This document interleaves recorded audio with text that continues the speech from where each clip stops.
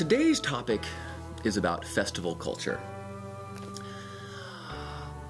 I have been reading and hearing a number of posts and essays and videos in the recent months of people who've been very critical of transformative festivals and specifically Burning Man.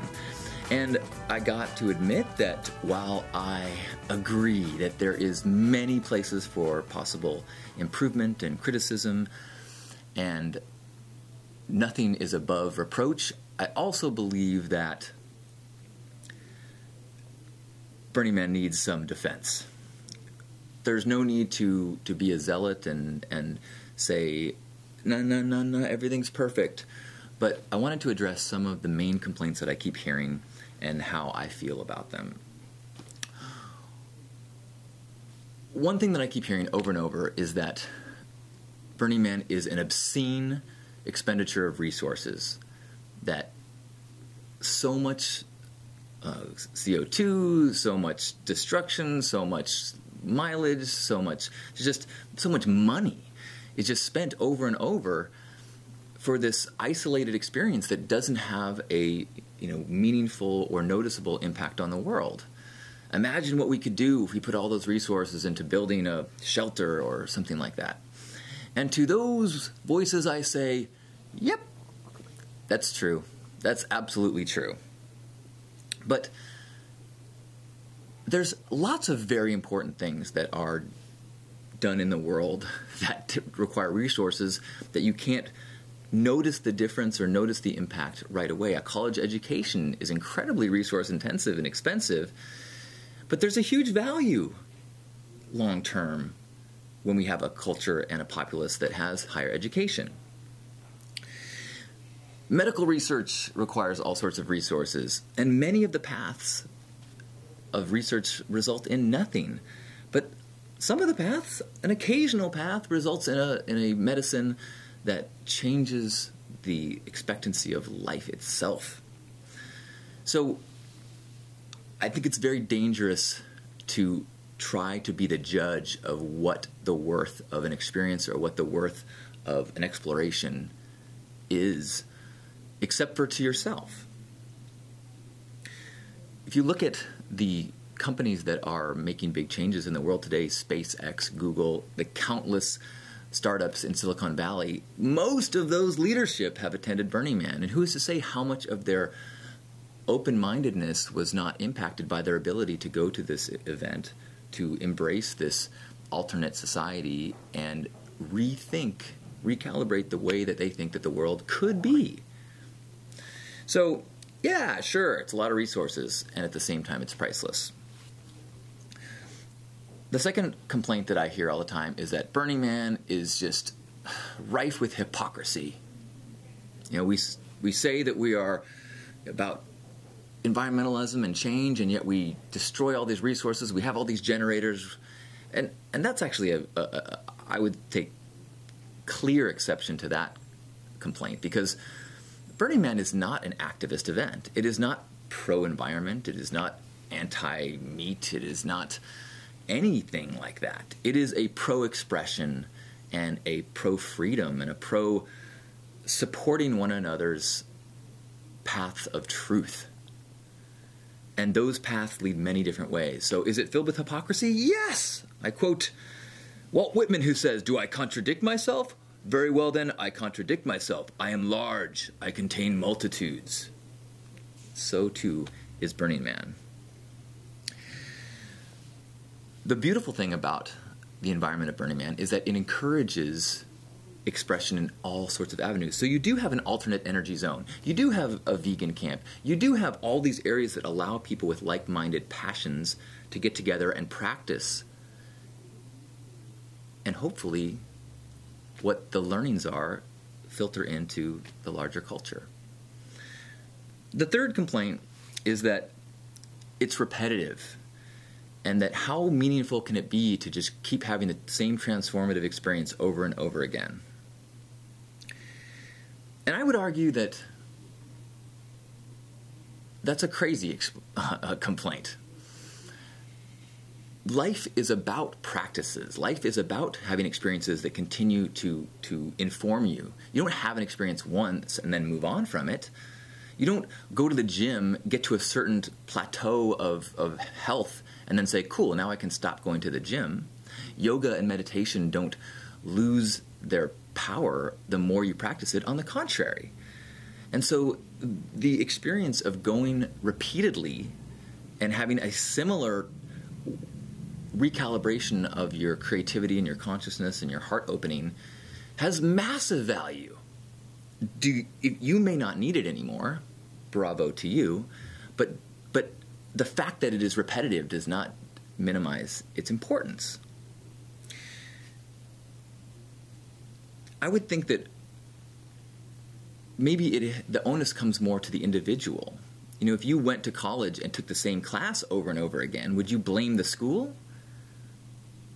I think it's up to an individual to stretch themselves and find experiences that make it so that it is a continually transformative, evolving experience and not just a party over and over again.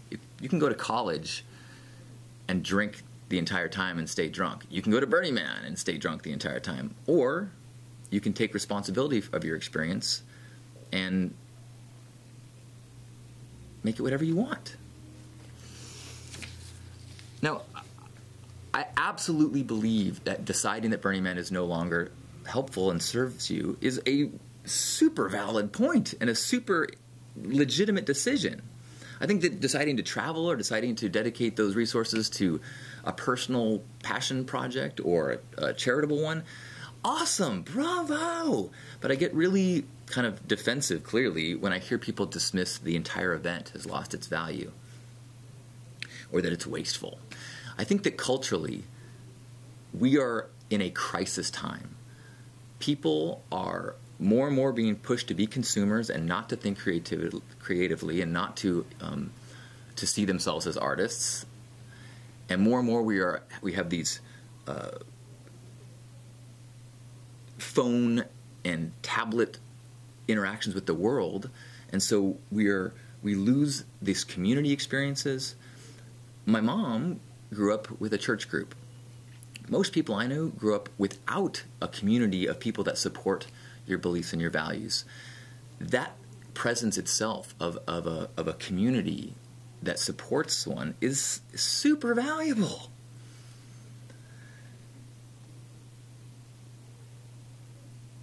I think that more than saying that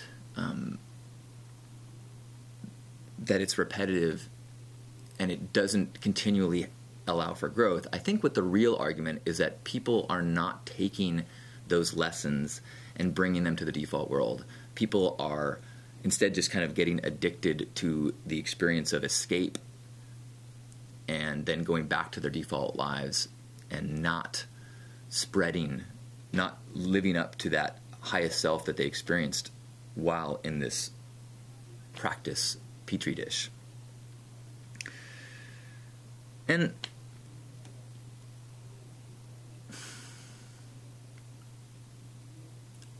who's to say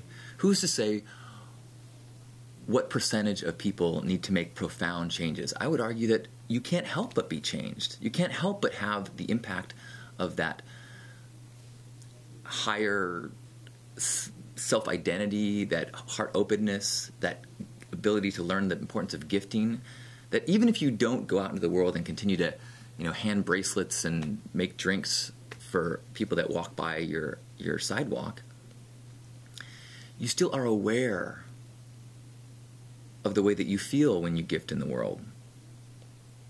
And that gifting lesson is the core of the entire curriculum. And that is the class that you can keep taking over and over again. And if you think that you've outgrown Burning Man and not truly embrace gifting, then I would say go back to class or find another place to learn that.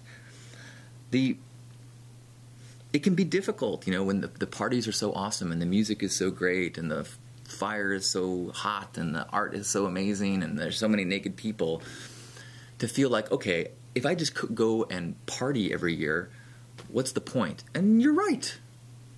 But you're not going deep enough, and you're not, I think, submitting and gifting your talents enough to have the true transformative experience of seeing yourself as a person of service in the world.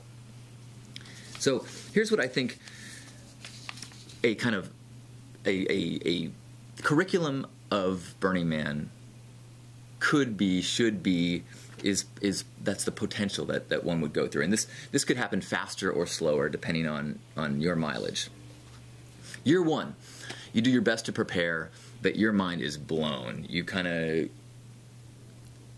you follow the guide as much as possible, but you obviously can't give as much as you receive.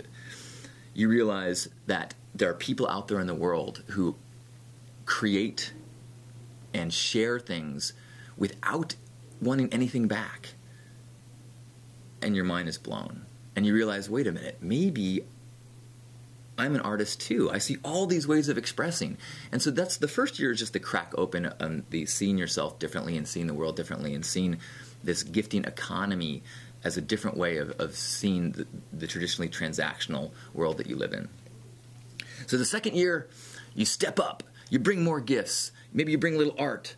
Maybe you join a theme camp and start, or maybe you start a theme camp and you start to kind of add to the event. You start to feel like you are one of the co-hosts, and then you realize, oh, this is what it makes it. This is the transformation. This is feeling like I don't attend this event. I host it. I create it. I get to feel partially responsible for all the joy that's happening out there. So the third year, you go big. Massive theme camp, big art. You overextend, you overspend, you probably destroy a friendship or a relationship, and you vow, maybe I'm not ever coming back here again. Fourth year, you scale back. You let other people take on most of the camp duties. Maybe you wander around Deep Fly a little bit more. Remind yourself how important it is to receive and maybe rekindle the magic that you felt out there. Fifth year, maybe even go solo. You bring a small personal expression of art or make a fantastic outfit. And with every person's reaction to this art that you created, with every person appreciating it, and you are reminded of that gifting experience, and you're reminded of how much of your highest self is lit up when you share your gifts. And the investment is priceless. Fifth year and beyond, maybe you rejoin a theme camp, maybe you start a new one. You embrace this cyclical love-hate relationship, depending on where in the week and where in the year it is, where you can't quite stop and can't quite forget how hard it is, and continue to see yourself as someone of service in the world. And the Burning Man is just the place where you practice it most profoundly, and you have the highest degree of reciprocation. And along the way, you learn so much about yourself. You learn that you have skills you didn't have. You learn about the construction things. You learn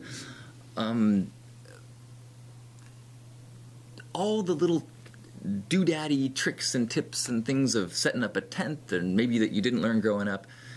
You find that you're far more self-sufficient, you're far more strong, you're far less fragile than you ever knew. And in that whole process, that gifting awareness just keeps getting deeper and deeper and deeper. And you realize that, yeah, I can be that person in the default world.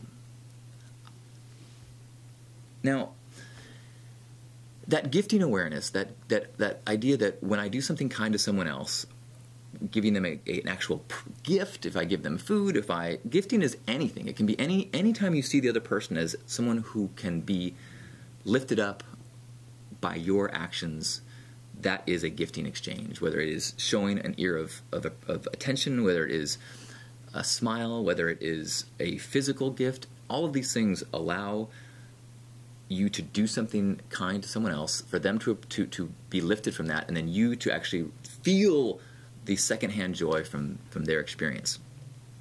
And a lot of the complaints about Burning Man is that people don't see that brought enough into the default world. And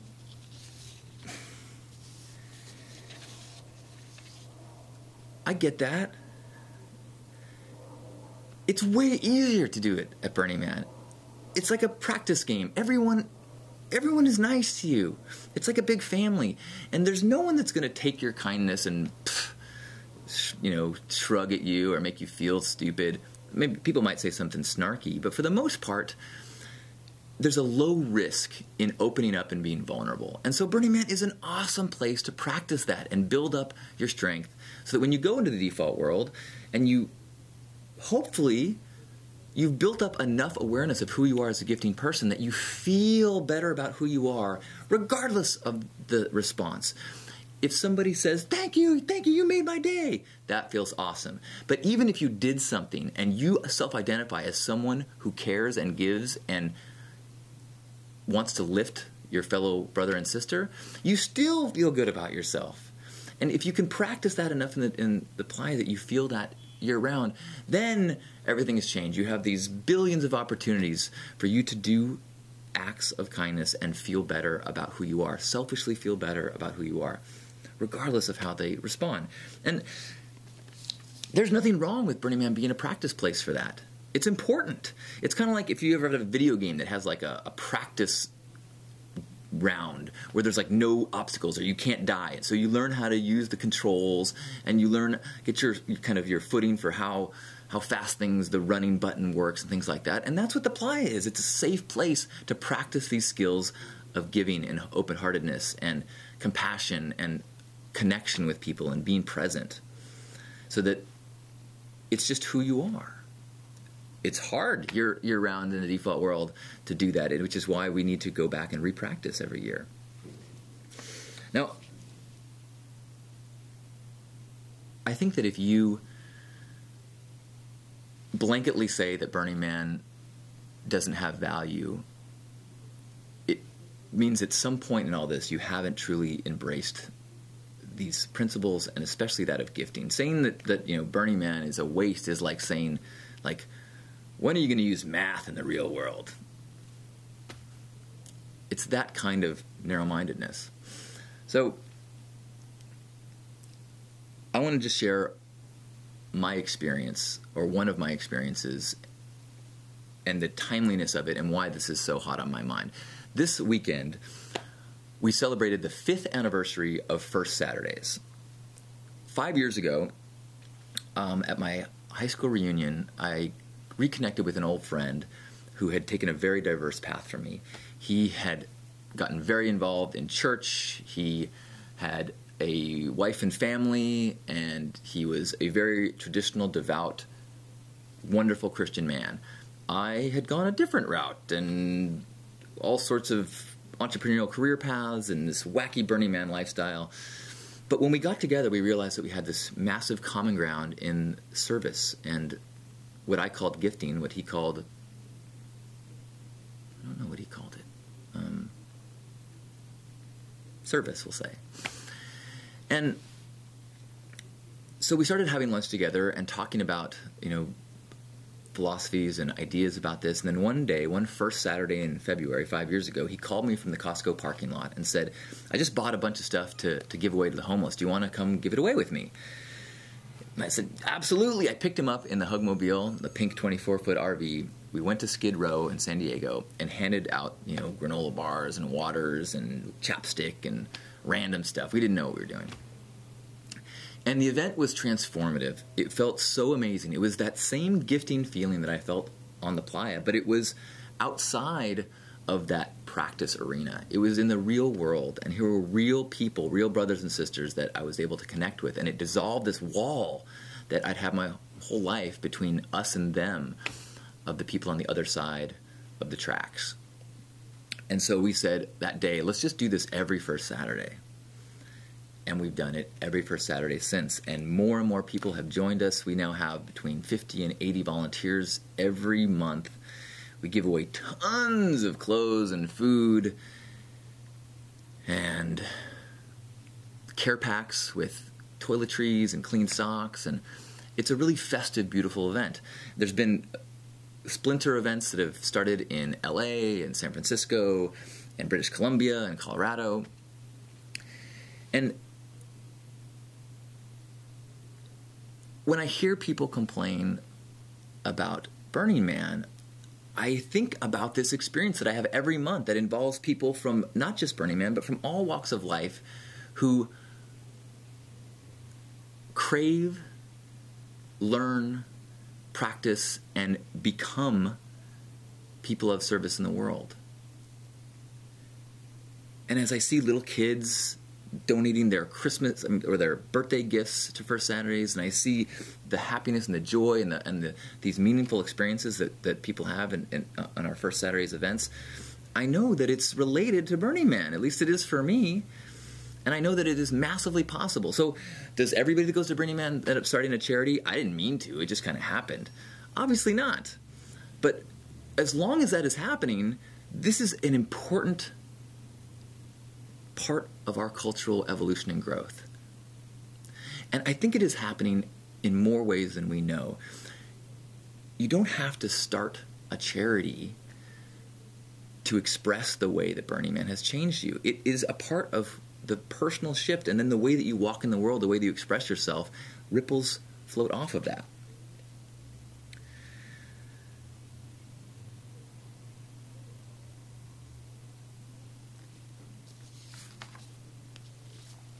And the final way, or an additional way, that I've seen Burning Man impact my life personally in a way outside the playa is through my work. I was recruited to work at this company because the leadership here attended Burning Man and immediately saw this potential for a different way of capitalist corporate interaction and structure.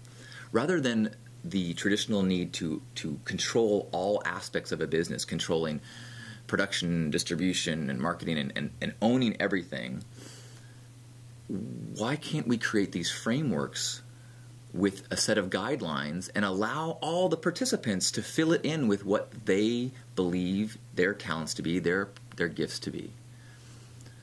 So at Burning Man, there's not someone who says, we need a massage table outside of the dance floor. Somebody goes, oh, you know what would be cool? Well, great, a massage table right next to the dance floor. And so they bring it. It's a duocracy. The needs of the community are filled in by the community. There is a voice to this collective that is heard by those that participate in it. This is happening in big ways right now with the collective economy. You've got all of these types of businesses that are doing just this. They're establishing a framework that utilizes these new tools of cloud computing and interactivity and connection through, the internet to simply create these frameworks, and then people fill it in. Rather than me depending on the next available driver from a cab company, I put my request in to Lyft or Uber, and that system, that communication system, tells me who's closest. Way more efficient. We're just seeing the ways that this type of openness, this type of framework-based systems are changing the way that we interact as a world. And I think that Burning Man is a powerful practice, a powerful scrimmage for people and leaders and organizations to test it out and see how amazing humans can be when they're given a little bit of trust and a little bit of a flexibility to do what they think is best. The wisdom of crowds is speaking. So,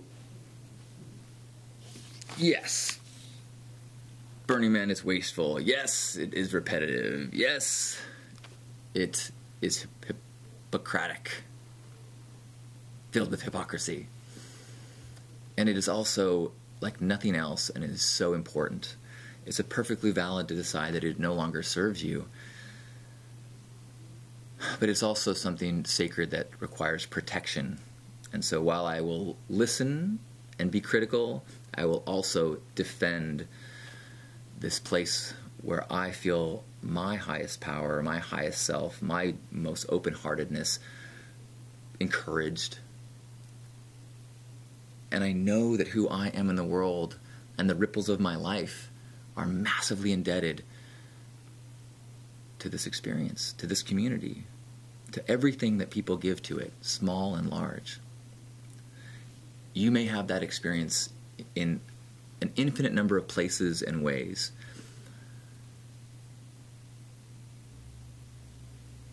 And wherever it is that you learn these things, I encourage you to keep practicing and keep integrating and keep spreading and sharing that love. You are a gift, and however it is that you get reminded of that, that's priceless. Keep spreading your light. As we work to heal ourselves, alone, at a festival, that healing changes the world. So thank you for your path. I love you.